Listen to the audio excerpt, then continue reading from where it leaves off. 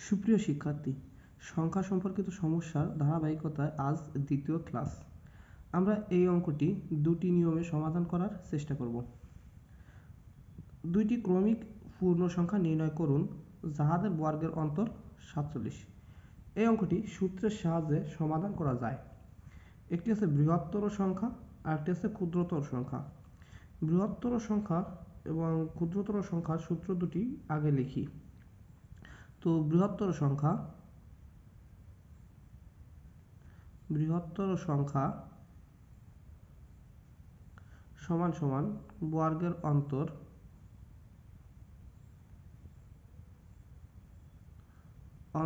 যোগ 1 ভাগ 2।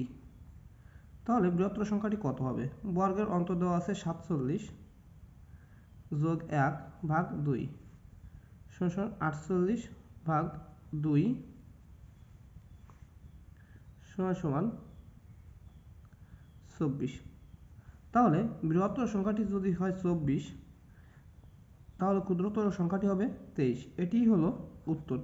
কিন্তু পরীক্ষার হলে যদি আপনার সূত্র মনে না থাকে তখন আপনি কিভাবে করবেন আমি সেই নিয়মটিও দেখাবো। সেই নিয়মটিও খুব সোজা, সেটি হচ্ছে অপশন টেস্টের মাধ্যমে অঙ্ক করা। অপশন টেস্ট ওটি। আমরা প্রথম অপশনটা নিই। 21 এবং 22 বলছে দুইটি ক্রমিক পূর্ণ সংখ্যা নির্ণয় করুন যাহাদের বর্গের অন্তর 47। তাহলে আমরা এটি করব 22-এর স্কোয়ার মাইনাস 21-এর স্কোয়ার। এটি আমাদের অবশ্যই 47 হবে।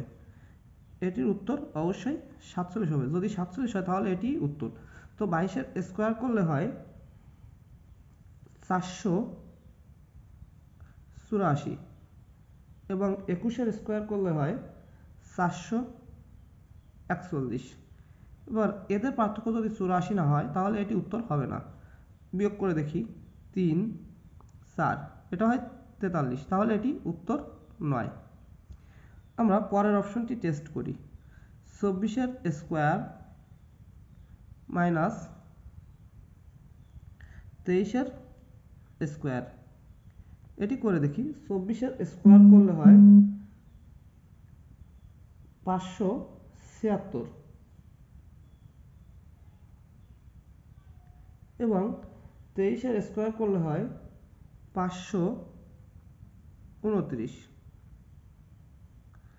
তাহলে বিয়োগ করে দেখি, 9 আর কত হলে 16 হয়, 7 হাতে থাকে 1 4 47। এদের পার্থক্য দেখুন 47, তাহলে এটি হলো উত্তর। এভাবেও অঙ্কটি করা যায়। দুইটি ক্রমিক সংখ্যার বর্গের অন্তর 37 সংখ্যা দুটি কি কি? তাহলে আমি বলছি দুইটি সূত্র আছে। একটি আছে বৃহত্তর সংখ্যা নির্ণয় করা আর একটি ক্ষুদ্রতর সংখ্যা। এবার আমরা ক্ষুদ্রতর সংখ্যাটি নির্ণয় করব। ক্ষুদ্রতর সংখ্যা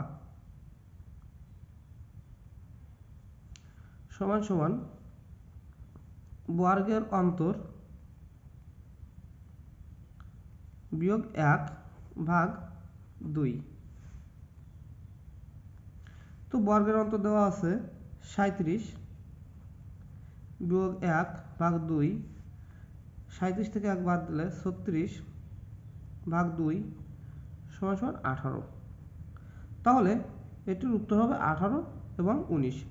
এবার অপশন টেস্টের মাধ্যমে এটি আমরা করে দেখি। 19-এর স্কোয়ার মাইনাস 18-এর স্কোয়ার, এদের পার্থক্য হবে 37। দেখুন, 19-এর স্কোয়ার করলে হয় 361 মাইনাস 18-এর স্কোয়ার করলে হয় 324 37। এখন দুই অঙ্কের গুণফল খুব সহজেই নির্ণয় করা যায়।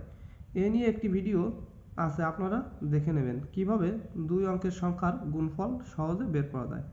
Thank you.